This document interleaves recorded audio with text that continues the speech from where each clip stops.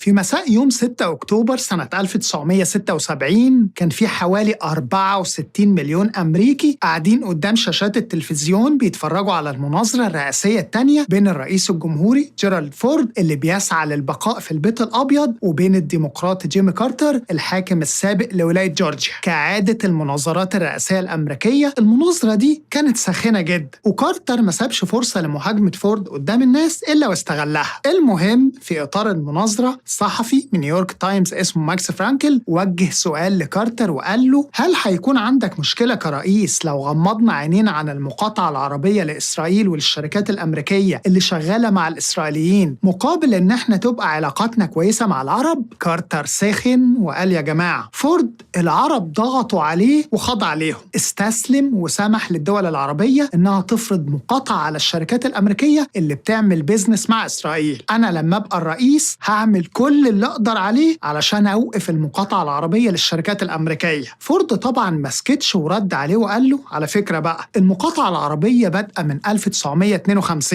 وفي نوفمبر اللي فات كنت أنا أول رئيس أمريكي يأمر وزارة التجارة وغيرها من الوزارات إنهم ياخدوا إجراء إيجابي يضمن عدم اشتراك أي فرد أو شركة أمريكية في المقاطعة العربية لإسرائيل. على عكس ما بعضكم ممكن يتوقع، كارتر وفورد في النقطة دي بالذات ما كانوش بيكلموا الشعب الأمريكي. كلامهم هنا كان موجه بشكل أساسي لجماعات الضغط اليهودية الداعمة للاحتلال الإسرائيلي. جماعات الضغط اليهودية كانت بتضغط على الاثنين علشان تشوف مين فيهم اللي هينفذ لها طلبها بأنه يضع حد للمقاطعة العربية. إيباك وأخواتها ما كانش فارق معاهم مقاطعة العرب المباشرة للاحتلال الإسرائيلي قد ما كان فارق معاهم مقاطعتهم للشركات الأمريكية اللي بتعمل بيزنس مع الإسرائيليين. الشركات دي كان العرب بيحطوها في بلاك ليست أو قائمة سوداء علشان ما يتعاملوش معاها وبالتالي يحرموها من الأسواق العربية. في السياق ده بقى الشركات الأمريكية علشان تخرج من القائمة السوداء كانت بتضطر غصب عنها إنها تخرج من السوق الإسرائيلي وتسحب استثماراتها من هناك أو تمتنع أصلاً عن الاستثمار هناك من البداية. ولو بتعتمد في تصنيع المنتج بتاعها على مكون إسرائيلي، المكون ده لازم يتغير وإلا محدش من العرب هيشتري منها. في ظل ضخامة الأسواق العربية كان في عدد كبير جداً من الشركات الأمريكية مقاطع لإسرائيل ومش راضي يشتغل هناك، ودي كانت كارثة بالنسبة للإسرائيليين اللي كانوا شايفين إن المقاطعة العربية بتضر مصالحهم بشدة من خلال إنها بتخليهم سوق منبوذ بالنسبة للشركات التابعة لأكبر وأهم اقتصاد في العالم.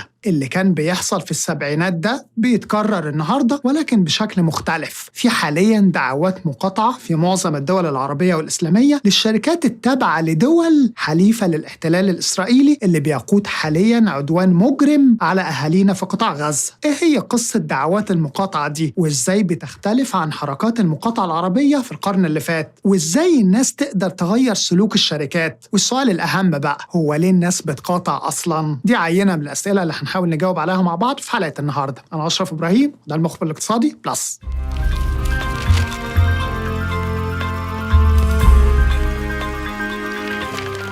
في 20 يناير سنة 1977 دخل جيمي كارتر البيت الأبيض بعد ما كسب جيرالد فورد في الانتخابات، وعلى حسب كلام كارتر نفسه أحد الأسباب الرئيسية ورا فوزه على فورد كان هي وعوده لجماعات الضغط اليهودية أو لجان العمل السياسي المؤيدة للإسرائيليين بأنه يكافح المقاطعة العربية للشركات الأمريكية اللي شغالة مع الإسرائيليين. واضح إن كارتر كان أكثر إقناعاً من فورد بالنسبة لجماعات الضغط اليهودية، وعلى رأسها طبعاً اللجنة العامة للشؤون الأمريكية الإسرائيلية إيباك، واللي بتعتبر أهم لوبي داعم للاحتلال الإسرائيلي في واشنطن. في الإطار ده الأكاديمي دونالد شيفر قال في ورقة نشرها سنة 1996 حوالين تأثير المقاطعة العربية على السياسة الأمريكية إن لو فورد وإدارته كانوا مدركين مدى قدرة لجان العمل السياسي على تشكيل نتيجة الانتخابات كان زمانهم كافحوا المقاطعة العربية بجدية أكبر بكتير. لكن اللي حصل بقى، كارتر دخل البيت الأبيض سنة 1977. قبل ما السنة تنتهي كان ماضي على قانون بيمنع الشركات الأمريكية من إنها تستجيب لمطالب الدول العربية فيما يتعلق بمقاطعة الإسرائيليين. الإجراءات اللي أخذها كارتر كانت بتستهدف بشكل أساسي شكلين من أشكال المقاطعة العربية الثلاثة للإسرائيليين والمتعاملين معاهم. المقاطعة العربية اللي كانت مقاطعة رسمية بترعاها جامعة الدول العربية كان لها 3 أشكال: مقاطعة أساسية أو برايمر بويكوت، ودي معناها مقاطعة مباشرة مناصرة للاحتلال الإسرائيلي. والمقاطعة دي بدأت سنة 1945، والنوع الثاني كان بيطلق عليها مقاطعة ثانوية أو secondary boycott، ودي كانت بتستهدف الشركات الأجنبية اللي بتشتغل مع الاحتلال الإسرائيلي واللي بتلعب دور في تعزيز قوته سواء الاقتصادية أو العسكرية. الشركات دي كانت بتتحط في قائمة سوداء علشان يحظر التعامل معاها. النوع ده من المقاطعة العرب بدأوا ينفذوه اعتباراً من 1950. بعدها ب4 سنين وتحديداً سنة 1954 ظهر نوع ثالث من المقاطعة، هو المقاطعة الثالثية أو tertiary boycott. في المقاطعة الثالثية العرب بيقاطعوا الشركات الأجنبية اللي بتعتمد على خدمات أو معدات الشركات المدرجة في القائمة السوداء الخاصة بالمقاطعة الثانوية. على سبيل المثال، في مرة شركة تصنيع أتوبيسات أمريكية كان عقدها هيتلغي مع السعودية. لما الحكومة السعودية عرفت إن الكراسي بتاعت الأتوبيسات دي بتصنعها شركة مدرجة على القائمة السوداء، ساعتها الشركة الأمريكية اضطرت إنها تدور على مورد تاني تجيب منه الكراسي دي. دي هي الأنواع الثلاثة للمقاطعة العربية. الإجراءات اللي أخدها كارتر واللي مشي عليها كل الرؤساء الأمريكيين اللي جم بعده كانت بتستهدف المقاطعة الثانوية والثالثية، وفضل الوضع على الحال ده لحد ما الدول العربية وقفت المقاطعة الثانوية والثالثية للإسرائيليين في منتصف التسعينات. ولكن بعدها ظهر حركات مقاطعة على المستوى الشعبي بيقودها المستهلكين العرب نفسهم بتحاول تطبق النوعين دول، وبالأخص المقاطعة الثانوية اللي بتستهدف الشركات الأجنبية اللي لها علاقة بالاحتلال الإسرائيلي أو بحلفائه الرئيسيين. وده بينطبق على دعوات المقاطعة الحالية للشركات التابعة لدول حليفة للاحتلال الإسرائيلي اللي بيقود حالياً عدوان وحشي على غزة وعلى رأسها طبعاً الولايات المتحدة. في 11 أكتوبر 2023 وصلت للأراضي الفلسطينية المحتلة أول طيارة أمريكية محملة بكميات ضخمة من الذخيرة اللي الجيش الأمريكي باعتها لنظيره الإسرائيلي علشان يستخدمها في قصفه الوحشي لأهالينا في قطاع غزة المحاصر. والطيارة دي كانت مجرد البداية. على مدار الأيام اللاحقة الأمريكان عملوا بينهم وبين الإسرائيليين جسر جوي كانوا بينقلوا لهم خلاله الأسلحة والذخيرة والجنود، وفي نفس الوقت بعتوا 2 من حاملات طائراتهم للبحر المتوسط لهدف معلن هو ردع كل القوى في المنطقة عن الانخراط في الصراع أو محاولة دعم المقاومة في غزة عسكرية. ده على الجانب العسكري. على الجانب السياسي الدعم الأمريكي كان أكثر وضوح. الإدارة الأمريكية بزعامة الرئيس جو بايدن ما اكتفتش بس بإعلان تأييدها المطلق للإسرائيليين، وإنما كمان منعت أي محاولة لإنقاذ الفلسطينيين من المجازر اللي بترتكب في حقهم من خلال تعطيل وإجهاض أي جهود لوقف إطلاق النار. في 18 أكتوبر البرازيل عرضت على مجلس الأمن مقترح لقرار بيقضي بوقف مؤقت لإطلاق النار في غزة من باب توفير هدنة إنسانية تسمح بوصول المساعدات لأهالي قطاع غزة. من ضمن 15 دولة هم أعضاء مجلس الأمن، أمريكا كانت هي العضو الوحيد اللي اعترض على الهدنة الإنسانية، والقرار طبعا ما مرش لأن أمريكا زي ما انتم عارفين معاها حق النقد الفيتو. الدعم الأمريكي الكاسح ده للإسرائيليين هو أحد الأسباب الرئيسية وراء الأوضاع المأساوية الحالية اللي بيعيشها أهالينا في قطاع غزة. الإسرائيليين لحد اللحظة الحالية رامين على قطاع غزة أكتر من 25,000 طن من القنابل اتسببوا في قتل أكتر من 10,000 بني آدم بينهم أكتر من 4,000 طفل. يمكن الأمريكان مش هم اللي رموا القنابل دي على قطاع غزة، لكن ده ما ينفيش أبداً إن لهم دور أصيل في المجازر اللي بتحصل، وإنه لولا دعمهم الكاسح ده الإسرائيليين ما كانش هيكون عندهم الجرأة الكافية لارتكاب المجازر دي بدون الخوف من أي عواقب. وأظن إن كلنا متفقين على النقطة دي ومدركينها كويس. أهو شايف بقى إدراكنا للدور الأمريكي ده وسخته، ده بيسموه في أدبيات المقاطعة perceived egregiousness أو الفظاعة المدركة. المقاطعة بتبدأ في الأول خالص من إدراك الناس لتورط جهة معينة في سلوك بيضر فئة ما. السلوك ده بيبقى هو التريجر، وكل ما كان السلوك واطي ودنيء ومضر من وجهة نظر الناس كل ما الناس اتحفزوا لمقاطعة الجهة المرتبطة بالسلوك ده. طب يعني إيه مقاطعة أصلاً بقى؟ في تعريفات كتير الحقيقة للمقاطعة، لكن التعريف الأفضل من وجهة نظري هو التعريف اللي صاغه 3 من الباحثين المحترمين اللي نشروا في 2004 ورقة بحثية تحت عنوان Why We Boycott أو لماذا نقاطع. المهم الناس دي بتعرف المقاطعة باعتبارها شكل من أشكال السلوك الاجتماعي اللي بيهدف من خلاله الشخص لإفادة شخص أو أكتر غير نفسه. يعني المقاطعة هي بالأساس سلوك أنت بتعمله لمصلحة ناس تانية مش لمصلحتك أنت الشخصية. في سياق المقاطعة الشخص بيتخلى بشكل طوعي عن مصالحه الأنانية من أجل مصلحة الآخرين. يعني مثلا في السياق الخاص بالعدوان الإسرائيلي على قطاع غزة، الهدف الرئيسي في أذهان الناس هو مساعدة أهالي القطاع ودفع العدوان عنهم، ده الهدف الرئيسي. لكن دوافع الناس اللي بتشارك في المقاطعة مختلفة. لو رجعنا للورقة البحثية اللي ذكرناها من شوية، هنلاقي الباحثين الثلاثة مقسمين دوافع مشاركة الناس في المقاطعة ل4 دوافع.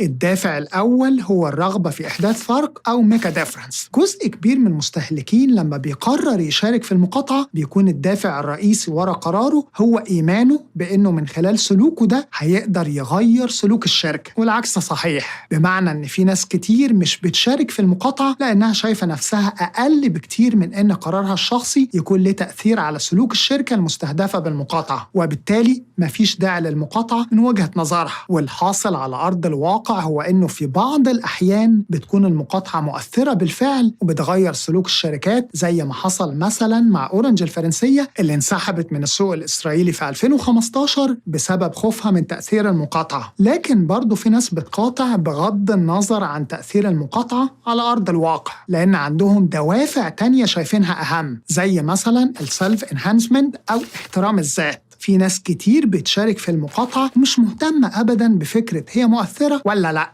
هتنجح ولا مش هتنجح. الأمر ده لا يعنيهم بنسبة كبيرة. هم بيقاطعوا علشان يحسوا بالرضا تجاه نفسهم، وفي نفس الوقت علشان يتجنبوا اللوم، سواء لومهم لنفسهم أو من لوم اللي حواليهم ليهم بأنهم ما عملوش اللي عليهم تجاه القضية. وفي الإطار ده من المهم إننا نذكر كلام البروفيسور إن كريغ سميث اللي كان قال إن المقاطعين المحتملين بيشوفوا نفسهم تحت التزام أخلاقي بيدفعهم للابتعاد عن منتجات الشركة أو الجهة المقصودة بالمقاطعة علشان تبقى إيدهم نظيفة، ودي رغبة واضحة في التخلص من الشعور بالذنب. ده مثلا كان هو المحرك الرئيسي لجزء كبير من البريطانيين لما قرروا مقاطعة بنك باركليز البريطاني في السبعينات والثمانينات بسبب عملياته في جنوب إفريقيا أيام نظام الفصل العنصري، وده قبل ما يضطر غصب عنه للانسحاب من هناك سنة 1986. وهنا ضروري أذكر حاجة مهمة جدا. في الأيام الأخيرة ناس كتير خصوصاً على مواقع التواصل الاجتماعي وحتى في وسائل الإعلام تداولت كلام وأخبار مش كلها دقيقة تحت عنوان معاناة الشركات الأمريكية أو غيرها بسبب المقاطعة. ولإثبات ده البعض بيستخدم التقلبات الطبيعية لأسعار أسهم الشركات دي في البورصة كدليل على إن المقاطعة مؤثرة وإن الشركات دي بتعاني وقاعدة بتبكي على خسائرها. الناس اللي بتعمل كده هدفها إنها تشجع الجمهور على المقاطعة من خلال إقناعه بأن مقاطعته بتأثر ولازم يستمر فيها، لأن زي ما قلت لكم من شوية أحد الدوافع اللي بتحرك الناس للمقاطعة هو رغبتها في إحداث فارق أو تأثير. ولكن برأيي الأسلوب ده ممكن يكون مضر لحركة المقاطعة، لأن ببساطة الناس اللي تم إقناعها بأن المقاطعة مكسرة الدنيا وبقى هو ده محركها الوحيد هتحبط فورا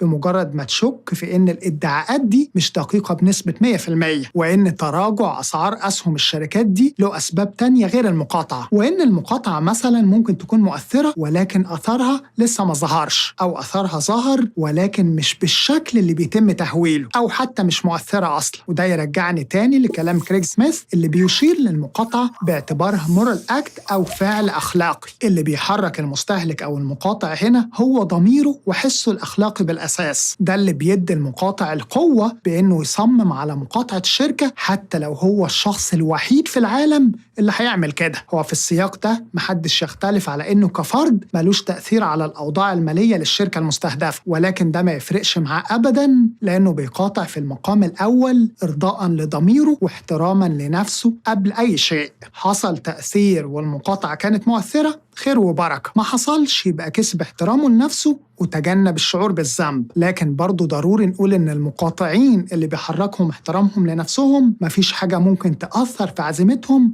قد التشكيك. وده ياخدنا لثالث الدوافع اللي ممكن تحفز الناس على المشاركة في المقاطعة، وأنا هنا بتكلم على الكاونتر أرجومنتس أو الحجج المضادة. المقاطعة زيها زي أي سلوك لها فوائد ولها تكاليف. التكاليف دايما بتستخدم من قبل معارض المقاطعة في الإشارة للمقاطعة باعتبارها سلوك بيضر أكتر ما بيفيد. كل كل ما كانت الحجج المضادة بتاع معارض المقاطعة قوية كل ما قل احتمال اشتراك الناس في المقاطعة، والعكس صحيح. لو اتكلمنا على دعوات المقاطعة الحالية هنلاقي ان اشهر الحجج المضادة هي ان المقاطعة بتضر بالشركات المحلية المنتجة لمنتجات اللي بيتم مقاطعتها. اي نعم، الشركات دي وخصوصا الناس اللي واخدة حقوق امتياز بتدفع نسبة من مبيعاتها للشركات الام صاحبة العلامة التجارية، ولكنها في النهاية شغالة في السوق المحلي وموظفة عمالة محلية وبتتوسع في السوق المحلي، وبالتالي مقاطعة الشركات دي بيضر أولاً بالمستثمرين المحليين، وثانياً بيضر بالناس اللي شغالة فيها واللي هم من أهل البلد مش أجانب، واللي ممكن يلاقوا نفسهم في يوم وليلة بدون شغل، وبالتالي احنا كده بنضر نفسنا. دي يمكن هي أشهر حجة في سياق كل دعوات المقاطعة على مر التاريخ. يعني مثلاً كان في دعوات مقاطعة انتشرت ضد المنتجات الأمريكية بعد غزو العراق في 2003. الدعوات دي انطلقت من فرنسا ووصلت كمان لألمانيا، والبعض هناك نادى بمقاطعة علامات تجارية أمريكية زي كوكاكولا. المهم ساعتها طلع فريد إيروين رئيس غرفة التجارة الأمريكية وقال للألمان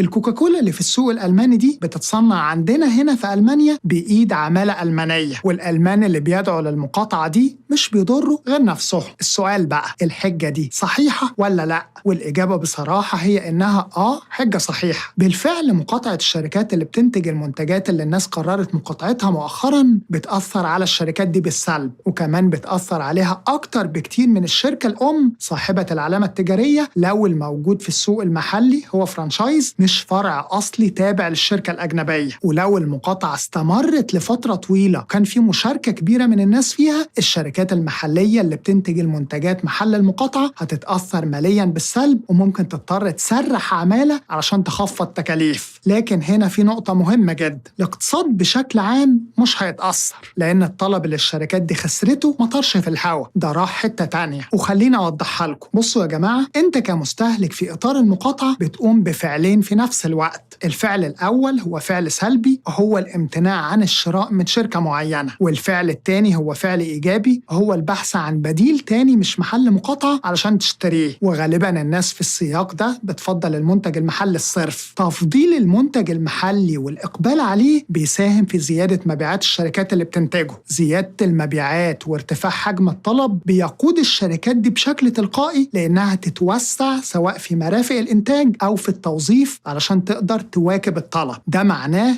إنه حصل شيفت في الطلب وبالتبعية في النشاط الاقتصادي، بدل ما كان هنا راح هنا. الحجة دي على فكرة كانت منتشرة أيام مقاطعة الشركات اللي شغالة في جنوب أفريقيا بسبب نظام الفصل العنصري. ساعتها كانت الحجة المضادة هو إن الناس اللي بتقاطع الشركات اللي شغالة في جنوب أفريقيا علشان تنصر السود اللي كانوا معرضين للاضطهاد، هم في الحقيقة بيضروا السود مش بينفعوه، لأن الشركات دي كانت مشغلة عمالة من السود، ولو تم مقاطعتها وانهارت فهتضطر ساعتها إنها تسرح العمالة دي. وبالتالي الحجة كان مفادها هي إن المقاطعة اللي انتوا عاوزين من خلالها تساعدوا السود هي في الحقيقة بتضرهم. ولكن كان الرد ساعتها ببساطة هو إن المقاطعة أي نعم ممكن تكون بتضرهم حاليا، لكن على المدى الطويل هتكون في مصلحتهم، لأن في هدف أهم المقاطعة بتسعى لتحقيقه. في حجة تانية منتشرة برضو تتعلق بالأفراد نفسهم. في ناس شايفة أنها أقل بكتير من أنها تأثر في سلوك أي شركة وخصوصا الشركات الكبيرة، وبالتالي مفيش فايدة، ما تحاولش. الناس دي عندها شعور بالعجز ومقتنعة أنها ما تقدرش تعمل حاجة. دي هي نفس الفلسفة اللي بتخلي ناس كتير ما تشاركش في الانتخابات لأنها شايفة أن صوتها مش هيفرق. ولكن طبعا الحجة دي مردود عليها بأن الرأي العام أو الموقف الجماعي هو في النهاية محصلة المواقف الفردية. وهنا قبل ما انقل للنقطة اللي بعد كده في حاجة مهمة عاوز أوضحها. في نوعية من الناس في إطار المقاطعة بتكون رافعة شعار البركة فيكم أنتوا، أنا ماليش لازمة. باختصار الناس دي بتمتنع عن المشاركة في المقاطعة لأنها شايفة أن في عدد كبير بيقاطع بالفعل، وامتناعها هي عن المقاطعة مش هيفرق. يا جت عليا أنا، ما انتوا كتير أهو بسم الله ما شاء الله. الناس دي هنا هم فري رايدرز أو راكبين ببلاش، بمعنى أنهم بيستفيدوا من المقاطعة من غير ما يشاركوا فيها أو يتحملوا تكلفتها، وبدون ما يشعروا بالذنب لأنهم شايفين أن المقاطعين كتير بالفعل وهم كفاية من وجهة نظرهم. المقاطعة لو نجحت في تحقيق أهدافها يبقى كسبنا كلنا، لأن في النهاية مكاسب المقاطعة بتعود على الكل سواء اللي شارك فيها أو اللي ما شاركش، ولو فشلت أدينا ما خسرناش حاجة. في ناس تانية بقى لما بيلاقوا أعداد المشاركين في المقاطعة كتير بيتحمسوا للمشاركة لأنهم بيعتقدوا أن ارتفاع أعداد المشاركين هيساهم في نجاح المقاطعة. المقاطعة، وفي ناس تالتة بتشارك في المقاطعة وفي تحمل تكاليفها تحت تأثير الإحراج، وده بسبب حالة الضغط الاجتماعي اللي بيخلقها ارتفاع أعداد المقاطعين. طب إيه هي التكاليف الحقيقية اللي أنت بتتحملها كمقاطع بشكل عام؟ السؤال ده ياخدنا للدافع الرابع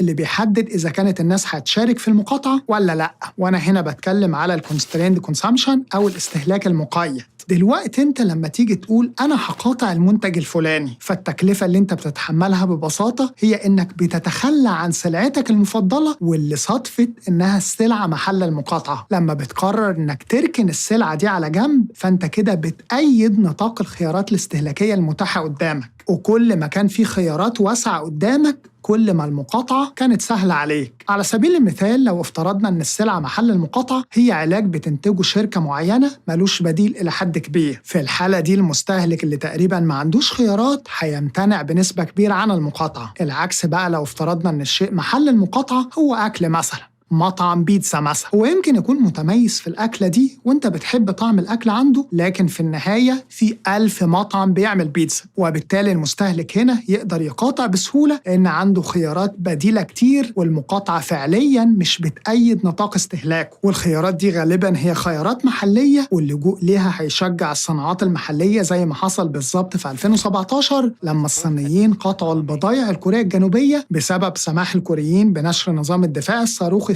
على أراضيهم. وفي النهاية المقاطعة علشان تكون مؤثرة وتحقق أهدافها لازم أعداد كبيرة من الناس تلتزم بيها لأطول فترة ممكنة، خصوصا وإن الشركات في العادة بتعاند في البداية وبتكابر علشان ما تجرأش المستهلك عليها وما يتصورش إنه يقدر يوجهها أو يغير سلوكها. ولكن في نفس الوقت لازم نفهم إن المقاطعة زي ما قلت من شوية هي فعل أخلاقي بالأساس، والمقاطع بيعمل ده احتراما لنفسه وحرصا على عدم الشعور بالذنب قبل أي شيء آخر. ده اللي الجماعة الأكاديميين بيقولوه في أدبيات المقاطعة اللي تم فيها دراسات حركات ودعوات المقاطعة الشعبية على مدار التاريخ. على العموم أنا كده خلصت كلامي، وكالعادة عندي سؤال لحضراتكم، لو أنت مشارك في المقاطعة إيه هو الدافع الرئيسي ورا قرارك ده؟ وهل علشان تستمر في المقاطعة محتاج تشوف نتائج سريعة ولا مستعد تستمر فترة طويلة حتى بدون نتائج ملموسة؟ يا ريت تشاركونا إجاباتكم في التعليقات. في النهاية يا ريت لو عجبتكم الحلقة دي وحابين تشوفونا تاني اشتركوا في القناة واستنونا في حلقات جديدة بإذن الله. سلام.